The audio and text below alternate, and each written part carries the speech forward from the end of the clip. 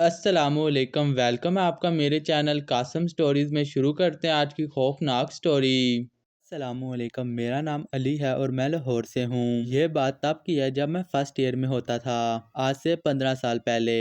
मैं और हमारे सारे कज़न वीकेंड पे नानों के घर इकट्ठे हुआ करते थे तो बहुत शुगर लगाया करते थे। नानों के जो ऊपर वाला फ्लोर था, हम सारे कज़न वहीं डेरा जमा लेते थे।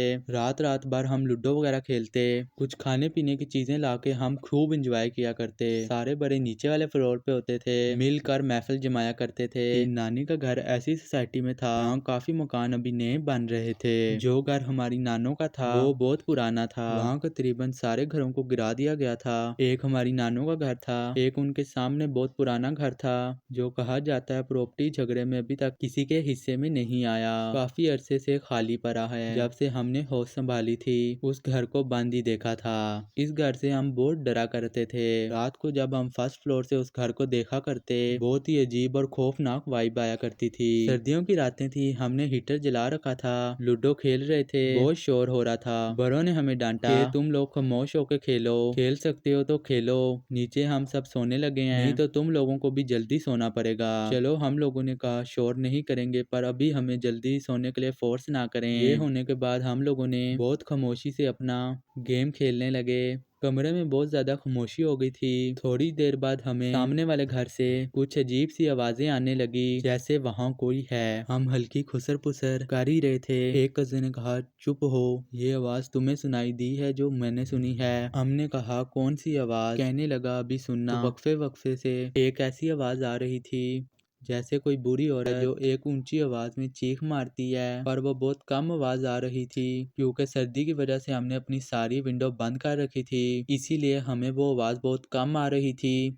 तो हम सब कज़न में एक खौफ सा बैठ गया था। मैं बताता चलूं कि जो नीचे वाला मेन सैन था उससे एक जीना फर्स्ट फ्लोर पर आता था। घर की बैक साइड पर भी लोहे की एक गोल सी सीढ़ी थी जो इस्तेमाल नहीं होती थी, जो बहुत अजीब तरीके से बनी हुई थी। यानी कि आप बैक साइड से डोर ओपन करें, एकदम से वो एक सीढ़ी आती है जिससे आपने बड़े एहतियात से नीचे उतरना होता है। वो जीना था गोल सा लोहे का बना हुआ। घर का नक्शा कुछ इस तरह का था। तो फिर हम सारे कज़न चुप कर गए। तो फिर हम सारे कज़न खामोशी से बैठे रहे, वो आवाज सुनने लगे। मेरे कज़न ने कहा कि कमरे की लाइट ऑफ करके देखते हैं आवाज कहाँ से आ रही है। तो हम लोगों ने लाइट ऑफ की, सबका दिमाग उसी तरफ लगा हुआ था। सारी गेम वेम हमने एक साइड क्लोज करके रख दी और उस घर की तरफ देखने लगे।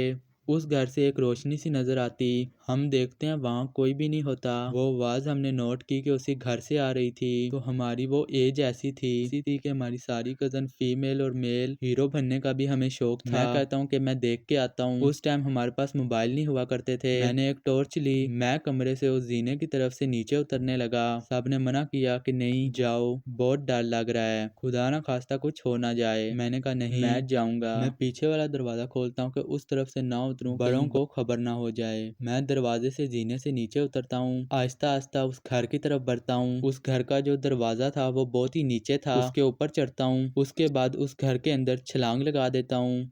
मुझे अब वो आवाज नहीं आ रही थी। मैं अब उस घर के ग्राउंड फ्लोर पे जाता हूँ, टॉर्च घुमाता हूँ, चारों तरफ देखता हूँ, कोई नहीं होता। इतने में मुझे बाहर से अपने कजनों की आवाज आती है, जल्दी ऊपर आओ, छोड़ दो उसे, इस घर में कोई है, हमने देखा है। अभी तक तो मैं इस बात को बहुत लाइट ले रहा था, लेकिन इनकी चीखों से मुझे ये यकीन हो गया था यहाँ कोई है। मैं डर गया, मैं वापस गेट की तरफ आने लगा।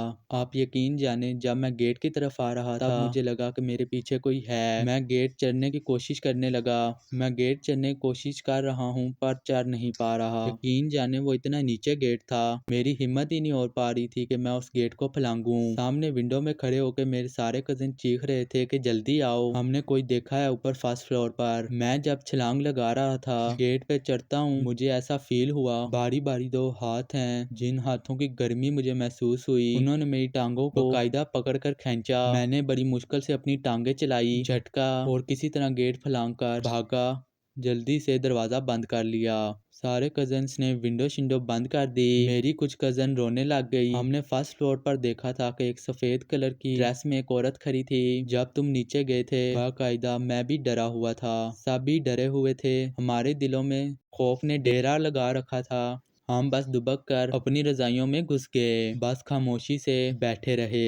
कुछ देर बाद हमें फिर से महसूस हुआ बाहर कोई सरसराहट हो रही है। एक कजन उठता है, अपनी चरपाई पर ही बैठे बैठे एक साथ में जो विंडो थी वहां से नीचे झांकता है। उसकी आंखें फटी हुई थी, उसका मुंह खुला हुआ था। वो इतनी दहशत में आ गया। उसने कहा जो फर्स्ट फ्लोर पर थी वो अब गली में घूम रही है। मैं बताता चलूं, ये थी तो गली। इस गली में दो ही मकान थे, एक मेरे नानों का और एक वो सामने वाला।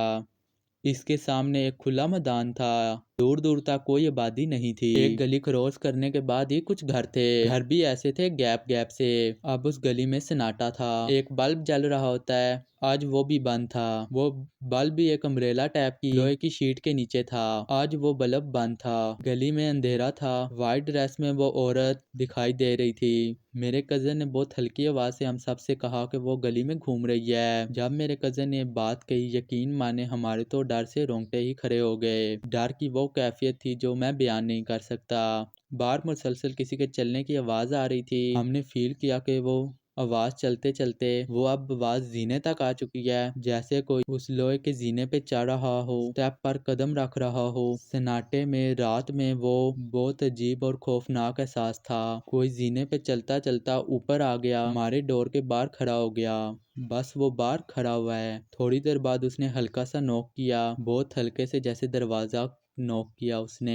ठक ठक की आवाज आने लगी। हम बहुत डर रहे थे, बस खामोश रहे। हमने सोचा कि किसी तरह ये बला हमसे टल जाए। उसके बाद वो काफी देर खड़ी रही, मुसलसल दरवाजे को नॉक करती रही। बाहर से एक अजीब सी आवाज सुनाई देने लगी, जैसे वो हमसे धीमे से लहजे में कुछ कह रही हो। वो कुछ इस तरह बात कर रही थी, तुम लोगों ने मेरे घर आके मुझे तंग किया है, मैं तुम लोगों को नहीं छोड़ूंगी। अभी मैं जा रही हूँ, लेकिन देखना मैं तुम लोगों के साथ ही हूँ। ओ मेरे खुदा, हमने उसके घर जाकर बहुत ही बड़ी गलती कर दी है। वो जो भी चीज थी हमारे पीछे लग गई थी कि वो कह के जा रही थी कि तुम लोगों को नहीं छोड़ूंगी, अब तुम्हारे साथ ही रहूंगी। यहाँ पर बताता चलूं, ऊपर वाला रूम जो था कि उसमें कोई वॉशरूम नहीं था। वॉशरूम के लिए हमें सैन की तरफ जो स्टेप्स हैं उससे नीचे उतरकर सैन में ही एक वॉशरूम यूज करना होता था।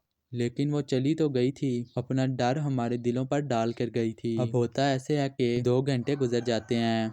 हम उसी खौफ में, कुछ कजन सो चुके थे, कुछ जाग रहे थे। मेरी एक कजन को वॉशरूम जाना था। वो कहने लगी मैंने काफी देर से बर्दाश्त किया हुआ है, मेरे साथ कोई चले, मुझे नीचे वॉशरूम यूज करना है। हम लोगों ने कहा कि हालात तुम्हारे सामने हैं। नहीं, वो कहने लगी कि अब मेरी बर्दाश्त से बाहर है, मेरे साथ कोई नीचे चले। हम 2-3 ही कजन जाग रहे थे। हमने कहा चलो हम चलते हैं तुम्हारे साथ। खैर हम लोग बड़ी हिम्मत करते हुए ना चाह कर भी अपना मेन दरवाजा खोला। बाहर इतना खौफनाक माहौल था कि मैं बता नहीं सकता। मुझे लगा कि वो अभी हमारे सामने आ जाएगी। अभी आई, अभी आई। ये हालात हमारे साथ थे। हमने सीढ़ियां उतरना शुरू किया। हम जैसे तैसे अपने सैन में पहुंचे। वो वॉशरूम यूज करने चली गई और हम सारे बाहर खड़े हो गए। उसने कहा कि यहाँ से हिलना मत। हम कजन सैन में नीचे साथ ही खड़े थे जब तक वो वॉशरूम में थी। हमारे हालात ऐसे थे, बस क्या ही बताऊं। नीचे जो ग्राउंड फ्लोर था, साहब बड़े सो रहे थे। उन्होंने अपना मेन डोर बंद कर रखा था। उस टाइम लकड़ी के अंगीठी जलाकर, जल ना जाए, कोयला ना हो जाए, उससे कमरा गर्म करते थे, कमरे को बंद कर लेते थे। इसीलिए उन्होंने अपने कमरे पैक कर रखे थे। अभी हमारी हिम्मत नहीं थी कि उन्हें जगा सकें, और हमारे पास कोई ऑप्शन भी नहीं था। हम खड़े थे कि उसका इंतजार कर रहे थे। कुछ ही देर बाद वो वॉशरूम से निकलती है। वॉशरूम के बाहर लगा नलका जिससे उसने हैंड वॉश करने थे, वो नलका एक कजन चलाता है। उस नलके की आवाज उस रात में ऐसे गूंजती है। हमने कहा बस जल्दी करो, ये आवाज बहुत गूंज रही है। वो ना भी हो, उसको ये सुनाई दे कि कोई जाग रहा है। हमने जल्दी जल्दी उस नलके से कजन के हाथ धुलाए, सीढ़ियों से तेजी से ऊपर भागने लगे। जैसे ही हमारी सीढ़ियां चढ़ते हुए गली की तरफ नजर पड़ती है, मैं आप लोगों को क्या बताऊं, वो बाहर खड़ी हमें ही देख रही थी। ओ मेरे खुदा, ये क्या मंजर था कि मैं आपको बता नहीं सकता। यहाँ पर मैं बताता चलूं, उसका हुलिया ऐसा था, उसके लंबे बाल थे, उसका चेहरा ऐसा था जैसे उसकी नाक बहुत लंबी थी, उसके होंठ भी कटे हुए थे, उसके लंबे दांत थे, उसकी आंखों की जगह गहरे घरे थे। वो बिल्कुल ऐसे थी जैसे कोई मुर्दा हो। उस हालत में हमें खड़ी देख रही थी। बस हमारी हिम्मत जवाब दे चुकी थी। आधी सीढ़ियां हम चढ़ चुके थे, आधी चढ़ना बाकी थी। वो आधी सीढ़ियां चढ़ना हमारे लिए अजाब हो चुका था, पर गिरते पड़ते हम जैसे भी पहुंचे कमरे में, ऊपर चढ़ते ही दरवाजा बंद कर लेते हैं। बाहर से हमें उस औरत की बाकायदा हंसने की आवाजें आ रही थी। एक अजीब हंसी की आवाज सुनाई दे रही थी। वो आवाज पूरे इलाके में गूंज रही थी। एक अजीब बात यह थी कि जो भी हो रहा था नीचे वालों को खबर नहीं थी। जो उस घर के दरवाजे थे वो बहुत मोटी चादर के थे। उन लोगों ने इस तरह अपना कमरा गर्म कर रखा था कोई भी आवाज उन्हें सुनाई ना दे। पूरी रात महसूस होता रहा, कभी वो जीने पर चढ़ती, कभी वो बाहर गली में घूमती। वो इतनी खौफनाक औरत थी जो मैंने अपनी पूरी जिंदगी में नहीं देखी थी। जैसे तैसे सुबह हुई। जो कजन पूरी रात जाग रहे थे वो सो गए। जब हम उठे, बड़ों से बात की, बताया कि हमारे साथ क्या हुआ है। वहाँ जो मेरी नानी थी, ये घर बहुत खौफनाक है, तुम लोगों को नहीं चाहिए था इस घर में जाना। यहाँ पर कितने लोग आए घर को गिराने ताकि इसे तोड़कर नया घर बना सकें, लेकिन यहाँ पे जो भी मखलूक थी वो अपना असर इतना दिखाती है, वहाँ पर कोई भी काम नहीं कर सकता। बाकी अब जब भी हम नानों के घर इकट्ठे होते थे, पर हमने अब ऐसी कोई भी छेड़छाड़ नहीं की। नानों ने कहा कि मैंने घर का इसार किया हुआ है, तुम लोग घबराओ ना, वो घर तक नहीं आ सकती। वो ना ही तुम लोगों को कुछ कहेगी, ना ही वो तुम लोगों को कुछ नुकसान पहुंचा सकती है। तुम लोगों ने उसके घर जाके गलती की, तभी उसने तुम्हें आके डराया, तभी वो तुम लोगों को तंग कर रही थी और डरा रही थी। आज भी मैं नानों के घर जाता हूँ, आसपास इतने अच्छे और प्यारे घर बन चुके हैं, लेकिन वो घर आज भी सेम है, अपनी उसी कंडीशन पर है।